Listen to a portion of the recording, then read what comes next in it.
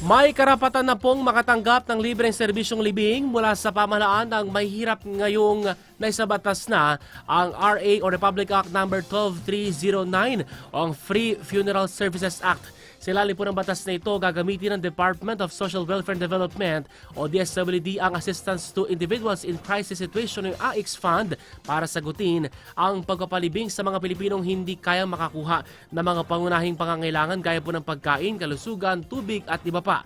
Pasok din po sa programa ang mga naapektuhan ng kalamidad at disasters kung wala itong abilidad na makakuha ng maayos sa funeral services.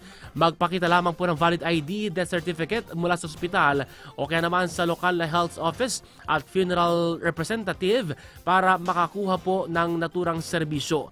Ang mga funeral establishments na lalabag sa batas ay pagbabayarin po o pagmumultahin ng 200 hanggang 400,000 pesos kasamang pagpapasara ng 6 na buwan hanggang kanselasyon ng prangkisa para makapag-operate.